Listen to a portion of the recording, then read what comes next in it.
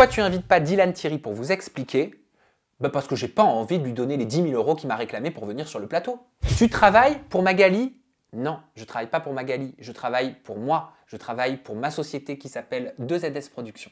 Et puis pourquoi tout le monde devrait travailler pour Magali? J'ai jamais compris ça. Pourquoi tu as une dent contre Maëva? Tu parles toujours d'elle en mal. Alors j'ai pas de dent contre Maëva et je parle pas toujours d'elle en mal parce que la preuve en est sur un des derniers Raja, on a parlé de son programme Dressing Tour et je disais que c'était génial et que j'étais enfin content de l'avoir dans un vrai projet et dans un vrai programme comme celui-ci plutôt que dans les polémiques auxquelles on est habitué. Ça c'est la première chose. Ensuite, je peux pas avoir de dent contre Maëva parce que déjà Maëva, mis à part l'avoir reçue quelques fois en interview, je la connais pas plus que ça. Et puis c'est surtout que ce n'est pas Maëva qu'on juge quand on est par exemple sur le plateau d'Aja. On juge, on commente, on débriefe, on donne notre avis sur les polémiques qui ont été quand même, on va pas se le cacher, souvent suscitées par elle. Je vais pas en faire l'énumération exhaustive quand même. Faut donc garder à l'esprit que Aja c'est une émission de talk, que vous nous demandez d'analyser, de décortiquer la sphère télé-réalité en étant le plus authentique et le plus vrai possible. Et que ce n'est pas nous qui créons à la base ces polémiques. Nous parlons simplement de ces polémiques et de la personne qui est liée à ces polémiques. Ton plus grand rêve dans la vie, il est simple, être heureux, tout simplement. Aujourd'hui, j'ai pas trouvé le bonheur. Voilà, je me sens pas complètement heureux, complètement épanoui dans ma vie. Attention, hein, je me plains pas du tout, hein, j'aime ma vie. Mais je suis dans cette quête de bonheur. Est-ce que le bonheur ultime, il existe vraiment? Je ne le sais pas. Est-ce qu'on peut un jour, au cours de sa vie, connaître et faire l'expérience de la plénitude totale?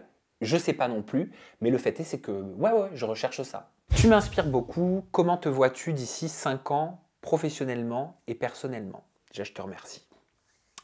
Alors, professionnellement, je ne sais pas du tout. Je vais vous le dire, je ne sais pas du tout. Parce que je traverse une période de remise en question totale, pour être très honnête. Je me sens perdu en ce moment sur pas mal de points. Je ne prends jamais de décision quand je me sens perdu.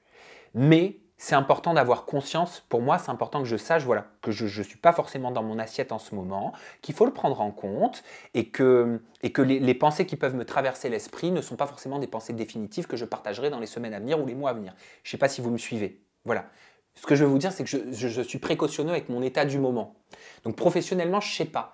Parce que c'est vrai que j'ai des aspirations pour te répondre personnellement. J'ai des envies de nature, j'ai des envies d'être plus proche des animaux, j'ai des envies d'être plus proche de ma famille, j'ai des envies de vrai. Et c'est vrai que la télé-réalité, ce n'est pas forcément l'univers le plus vrai et l'environnement dans lequel on est le plus dans un cocon de bien-être. Voilà, ça vous le savez, je ne vous apprends rien.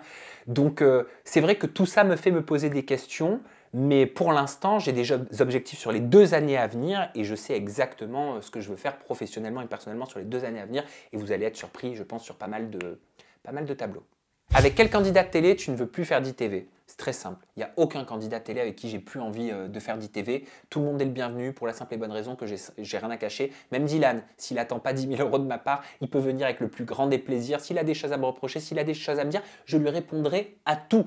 Même Marvin Tillière, qui m'a traité de PD, homo, fils de pute, enfin bref. Je ne vais pas aller plus loin dans les explications. Malgré la plainte que j'ai posée contre lui, malgré le procès qui va avoir lieu à Bobigny le 13 octobre parce qu'il va être jugé pour ses faits et ses propos homophobes à mon encontre qui sont très graves et que je ne laisserai pas passer, même lui, il peut venir, même après le procès, s'il veut demander pardon ou s'il veut m'expliquer pourquoi il a tant de colère. Ce que je veux vous dire, c'est qu'il n'y a personne contre qui j'ai une dent, il n'y a personne que je refuserai.